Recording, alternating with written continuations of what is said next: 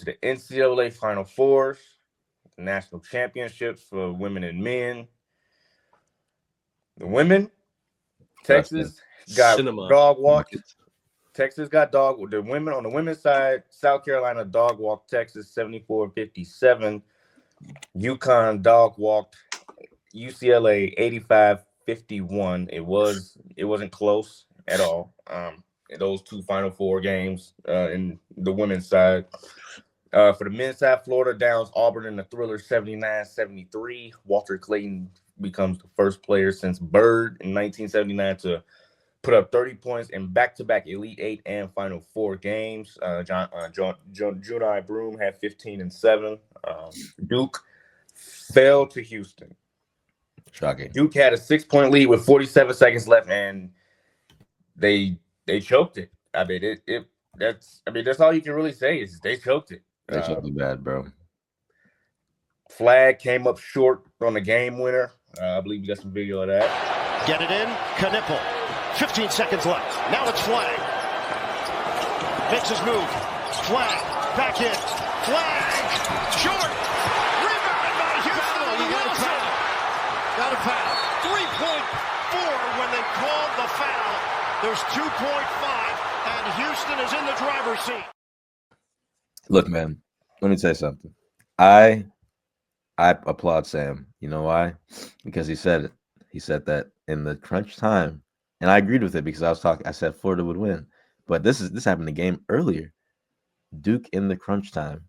Up a 7-0 run in 15 seconds. How about Houston for Houston to beat them 70-67? Houston went on a 11-1 run in the final 1 minute and 14 seconds. Do you understand how insane? But the inexperience. I was saying in the first quarter of that game, I remember watching. It was a very slow start. It wasn't entertaining whatsoever. They were getting out rebounded every single possession.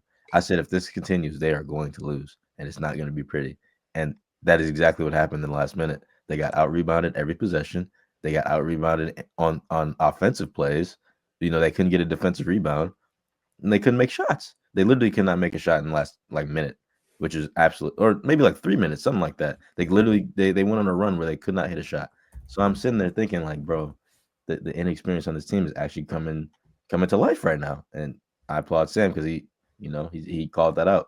And I thought it was gonna happen against Florida, but it happened to Houston yesterday when they faced Florida, and Florida was able to pull that off because they're the most experienced team, and they were doing this all tournament. So it was very interesting to watch, and I'm happy that I got my prediction right. But it was I love good basketball, and it was very shocking to see how uncoordinated they were in those last minutes.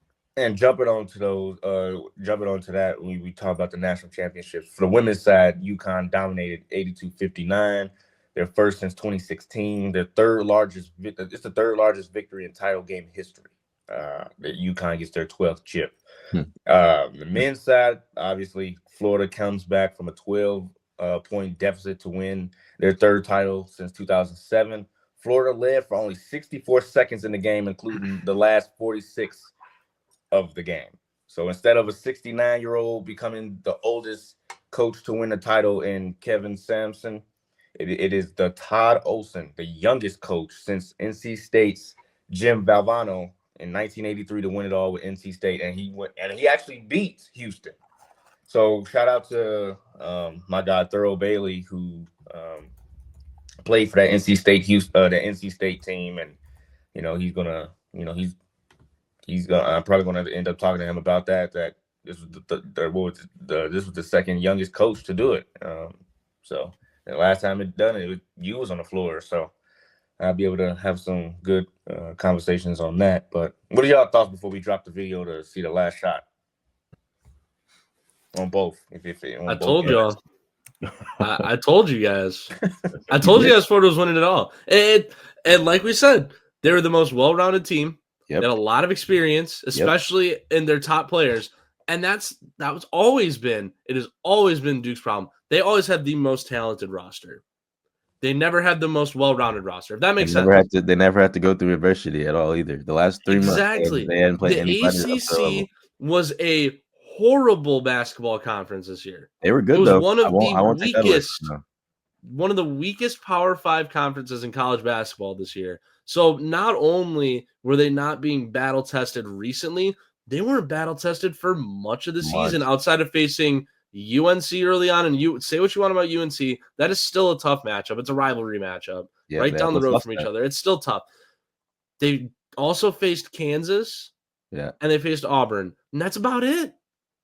They weren't battle tested. And those games were early on in the season. And when they went battle tested, the deep runs will not do you any favors. You know, you're not going to get those calls. You're not going to get, you know, the favors in those games. And as you saw at the end of the game, they call like I think it was an over the back on Cooper Flag or something like that, which I don't think was a great call at all. But you're going to get calls like that, and it's going to affect your game. You have to make those shots towards the end of the game. You have to finish the game. If you're up 15 at one point, you have to finish the game. You know, there's no excuses in that, in my opinion, because when you're up like that and you're having such a good run and you've been up all game and dominant, what is the point of letting go? You know, letting your foot off the pedal. I don't get it. I've never understood it. So they you know, congrats on Cooper Flag for, you know, a hell of a career in college already. I mean, dude's a beast. He's gonna be amazing on the Jazz next year, huh? But you know, hey, don't give my hopes or the up. Wizards, or I mean, insert lottery team here. But yeah, I didn't agree with the over the back call either. I mean, it's a heat of the moment thing. Refs are human too. Like, you got obviously missed calls are one thing. Like Con Knuppel kicking the ball out of bounds and they call it out on Houston and give Duke the ball back. That's early in the second half. Yeah, that's a terrible call. That was horrible. The 50-50 call with Cooper Flag over the back, that's a completely different thing. That's just heat of the moment. What do you specifically see as the referee? And he saw over the back. I mean, it's kind of hard to argue, but I also didn't agree with it. I think let the kids play. But at the same time, we can't ignore the fact that not only did Duke not come around in clutch time, but they also, for about a 6 or 7 minute stretch, middle of the second half, didn't hit a shot.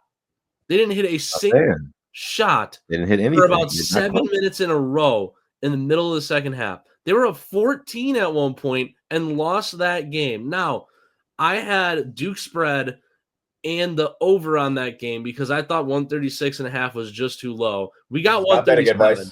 This is not better. We got 137, but just I had so much more faith in Duke, considering that every single year in the last like 15, 20 years, they always had the most talented roster. And I thought that was going to be enough to overcome Houston's defensive schematics. And it almost was still. It was for about 30 minutes in that game.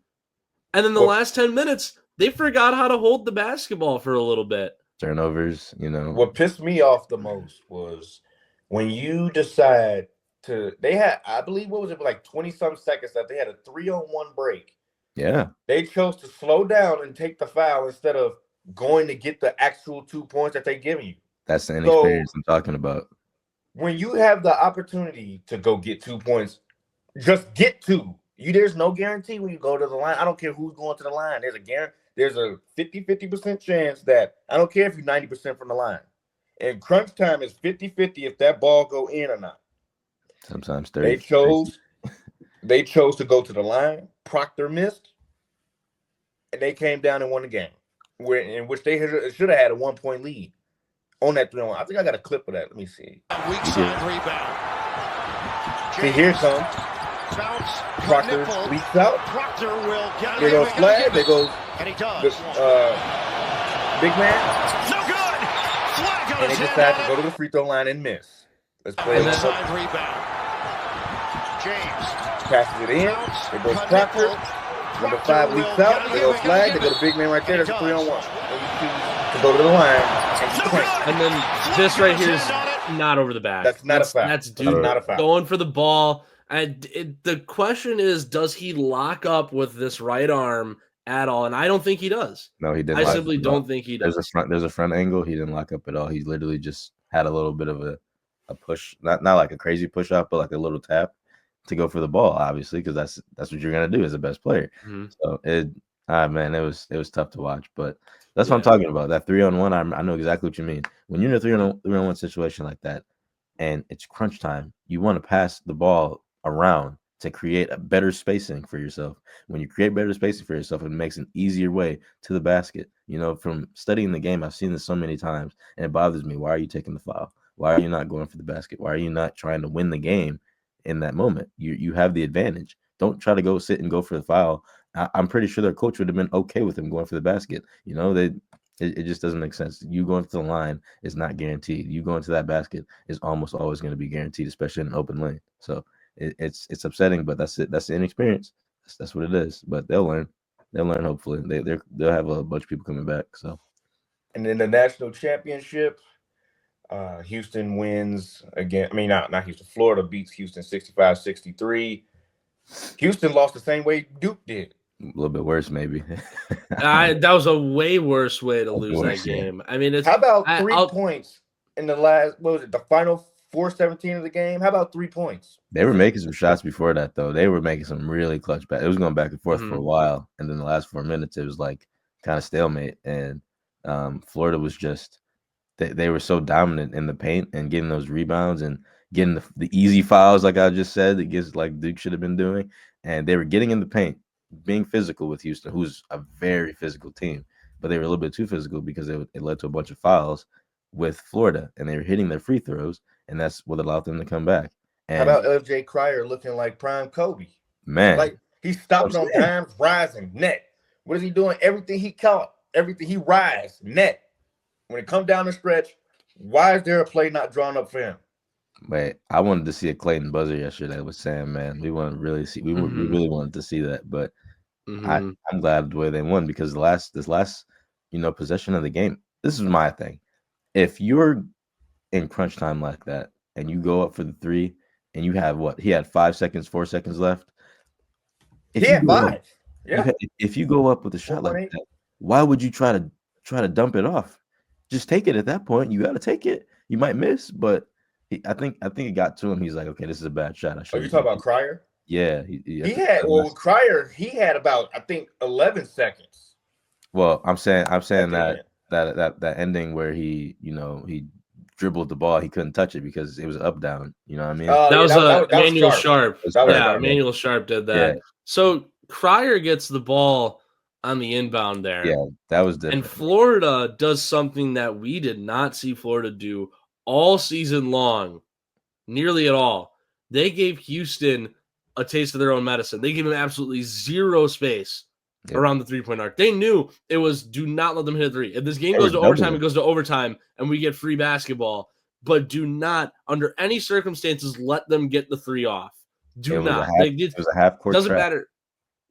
Exactly. And then not only are they running that, but at the arc, there was even Chinyelu wasn't even down low. He doesn't play perimeter defense. He wasn't even down low. He was playing perimeter.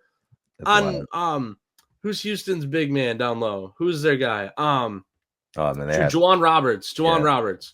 He was hanging out with Juwan Roberts out in the corner. Tugler too, I think, isn't it? Tugler, I believe. Yeah, Tugler's another one of their bigs. Was he in the game? So no, I don't think he was. He fouled out, I think. Yeah. Sharp gets the ball because Cryer has nowhere to go. He's getting double teamed by Will Richard and Walter Clayton up at the right wing. Kicks it out to Sharp at the top of the key. And Sharp, I mean, you just got to take that shot. If you're feeling it, you just got to go. There's no shame in you had the open shot. Yes, Thomas Hoff comes around and ends up getting in your face. But in that moment, it is the national championship game. And you had the ball with even just a remotely open look, and the time is about to expire. There is no drawing up a play. You pull the shot. Instead of pulling it, he just lets it go, and then he can't touch the ball. Nope. How about what was it? 5 seconds, 4-point heat. He could have he could have pump fake to the left and then rise. He had all of the left too. But listen, bro, in that situation, you don't take the three in this situation, bro. You have so much time to go to the basket. Like that's my thing. If you're in crunch time, you have a chance to tie the game. Go tie the game unless you have a perfect shot in the three. It bothers me every single time when someone tries to do that because you're not. Let's take a look. You have a less chance of making a three than a mid range or a layup. It's a fact. Take a look at the last play. And that foul line has been a dilemma. They made the two big ones the other night. National championship is in the balance. 13 seconds left. Florida leads it by 2. Uzan gonna go. Why are we just standing Uzan, around? give it up. Cryer, And Jalen, if you 6 can seconds. pause it 5 right when seconds. Sharp catches the ball, pause it. If not, whatever. But Hold on, I got 1 it. second. Hold on. And it's over. The last play. Back on top of the college basketball world. yeah, if you can pause it, you'll see he has that whole left side open, like you said. He has everything from right here. Yes. So there's the pump fake and everything from, I wish I had a marker to show this, the left wing all the way to the damn basket is his spot. But you don't have to take the 3 is what I'm trying to say. You Like, don't. No. Pump fake it, drive. Pump drive. But so Florida wanted them to take it 2, though. That you can see why. I mean, Alex Condon is the lowest possible guy. Chinyelu's out in the corner right now, but Alex Condon is the lowest possible guy. He's at the stripe. He's not even in the paint. He's at the stripe right now.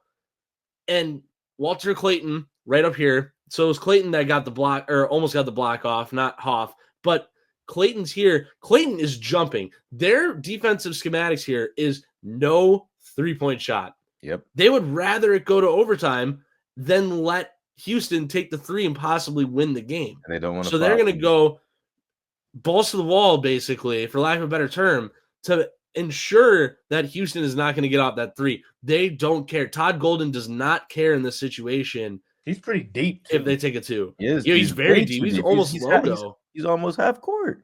Yeah, that He's is almost logo. Because look at where that gray paint is. That's logo. Like you should not be. That's a horrible shot. You should not be taking that. If you're taking that shot, go up to the line and take the shot. But if you know you're not gonna make it, pump it, drive, and try to hit a mid ranger or go for the basket. Go for an and one or something. You're gonna get something if you can play physical and get a good little layup going on. But if you're taking a shot, you're not gonna hit that, man. They're literally trapping you on the perimeter. They want you to take a 3 because they know you're going to miss if you have 2 people on you. That was our whole game plan. That last minute of the game, last 2 minutes maybe. I was watching and I'm like, bro, it's not even that section right there. Before that, they were guarding the perimeter. Okay, they made, like you said, 1 3 in 4 minutes or something like that. Like they were doing that the entire end of the game. The Gators outscored the Cougars 8-3 over the last final 4-17 of the game. Man, I'm telling you, dude, it's inexperience like that it bothers me sometimes, but I got to realize, it's college, it happens, it's heat of the moment. You don't know what to do right then and there. But as just a guy that's still studying the game, it bothers me, so that's all. In Florida, like And we can look at his his reaction too at the end of the game too. I mean, And that foul line has been a dilemma. They made the 2 big ones the other night. National championship is in the balance. 13 seconds left. Crying. So we can, Florida leads it by 2. Uzan gonna go. Uzan, give it up. Cryer, not like it's 6 cool or seconds. nothing for 5 him to seconds. cry, but Sharp. He have walked. to He feel can't that touch it. He it's can't. bad. 1 second. Should have went to the left. Pump fake that, go left. Back on top of the college basketball. And the unfortunate reality is Coach that looking like Sharp, what just happened, and he's about to boo-roo. He's boo-rooing. They love it. the They loving unfortunate it. Florida fans go crazy. Sharp is never going to forget that moment. Oh man, there it is. That's it. He's Everybody never going like, to what forget that just moment. happened? Man, the coach didn't even know what to do. He was standing there just stale-faced for the whole possession. He didn't know what to do. He was. There was literally some angles from somebody's phone to where they showed him after the camera had got off of him. He went to go sit on the bench and just look up into the sky. Like, since 2021, they've been to the Sweet 16 or further, and they're still looking for the first championship. Still looking. They had it. They had it right They're now. going to be, That's like 5 years. and they're going to be big in the transfer portal now too. You look at their roster; they're losing 5 seniors to graduation or transfer. LJ Cryer, Jawan Roberts, 2 very key contributors. Emmanuel Sharp is a junior still, He better so come back. he should come back. But You we know gotta go knowing the back. transfer portal, how it is now, the transfer portal just doesn't It doesn't look. really allow for that. I mean, other teams, you're basically signing contracts now. Basketball It's is more or different less than free football, too. agency. Yeah. Mm-hmm. It's just These guys, the turnover rate is extremely high. Houston should be back next year. Houston's at the top of the rankings already for next year. So I mean, They're considered the consensus one because Florida is also losing Three key contributors: Walter Clayton, Elijah Martin, Will Richard. Alex Condon should still be around. He's definitely not going to the draft. Thomas Hoff will still be there. Ruben Chinyelu will still be there. They got Oliver Rue off the bench. That 7'9" freak of nature athlete. He'll be here. And then they got plenty of guards off the Kais Kablikis is a guy that if he gets a little bit more time, he's from Lithuania, and especially the track record of Lithuanian basketball players in college ball. Kasparis from Illinois this year. Marcus Damask has some of that lineage in him, and I'm pretty sure he was from there. No, he's from Wisconsin, but I think his family is from there. Either way, the lineage that Lithuanian basketball has in college basketball, there's a great track record as of late. That's a guy I'm looking forward to next year, possibly, as someone who could step up, get some more playing time, especially with guys like Clayton and Will Richard, who were two of the three biggest contributors to this team offensively. They'll be gone. I'm not surprised that Florida's ranked so low, though, because these young guards haven't proven anything. And if they decide to not transfer out, who knows what system Todd Golden's going to run next year in a very tough SEC. Yeah, you heard what he said last night. He said he believed that they had the best backcourt in the country and the best team in the country. That means he can develop those guys. You know, they just watched the entire game. And when people come in through the transfer portal, that's going to really resonate with his coaching. You know, that if he's able to create that with new players, I mean, they're going to be just fine, in my opinion. I have full faith in him after seeing that run that he had. Clayton Jr. had said after the game, our motto is we all can go. We've got a full team of guys that can go. It ain't just me. My team held me down until I was able to put the ball in the basket. Shout out to them boys. He had a bad game too. He didn't play that well either. He was playing he was 0 for 6 at one point. 0 for 7. Well, 1 for 7. Yeah. Yeah, it was crazy. I was like, "Damn, what's going on?" We got some coaches sound. We can listen to Coach Sampson on what he thought of the last play. Mind right now. Big picture. Yeah, I'm just going through those last two possessions more than anything else. It's incomprehensible in that situation. We couldn't get a shot. Gotta get a shot. We're down 2, and obviously we didn't need a 3. But with Emmanuel, we were struggling to score the entire second half. We got good looks, but Florida was doing a good job running us off the line and forcing us to score it. But and that's not their play style. They're not a high scoring team. We just didn't do a very good job of finishing some shots. Guys that's been in the paint, scoring all year. LJ's developed a really good runner, floater. I didn't go very much tonight. Milos, but give Florida credit too. I'm not going to sit up here and poor mouth and pity mouth us. We held that team to 65 points. Clayton and Martin combined to go 5 for 20. If you'd have told me we'd hold those two guys to 5 for 20, and we had a good plan. Great plan. We just didn't. Got too big down the stretch. We didn't score it well enough to win. Yep. We scored it well enough to be in a position to win. But it comes down to those at the end. You got to get a shot. That's you got to do better than that. Yeah, and you could tell with all the he was talking, saying all the he was speechless. He can't. There's nothing he can say. That the last two possessions ruined it, man. I'm telling you, it's comes to game plan versus game plan, man. When you're not a team to take those type of threes, you're not a high scoring team, like Sam said, you're not going to be able to do that type of stuff in the clutch. You have to be prepared for that. You have to be prepared to, get your weaknesses shown in those last 2 possessions, 2, 3, 4 possessions, because that's exactly what coaches do. They want to expose you. They want to make sure that your weakness shows more than, your bright spots, because they want to win the game too. So you have to be able to coach all those different avenues. You have to be able to come up with a different plan. You have to come up with some mid-range, some layups. You don't need a three.